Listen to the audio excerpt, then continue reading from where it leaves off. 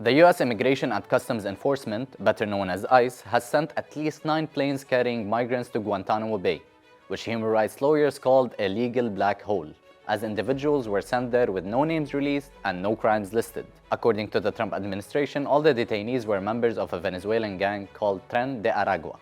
Homeland Security Secretary Kristi Noem stated that they were the worst of the worst, while Defense Secretary Pete Hegseth referred to them as high threat. So we have planes transferring people to a detention camp originally built to house alleged suspects of terrorism in the aftermath of the 9/11 attacks. According to a Washington Post report, the Department of Homeland Security released photos of the detainees, and the family members soon began identifying their relatives, with many denying allegations that they belonged to any gang.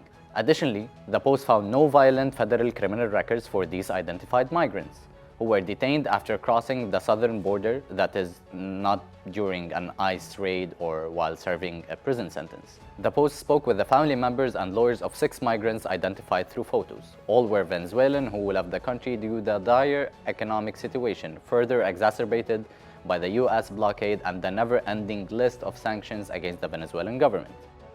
One other similarity is that almost all of them had tattoos, which stereotypically raises suspicion among US authorities, although the gang in question does not use tattoos as a sign of membership, like the infamous MS-13 gang does. But anyway, Trump wants troops to prepare to house as many as 30,000 more detainees. Why is Trump doing that, you might ask? Leverage that can be utilized in several ways.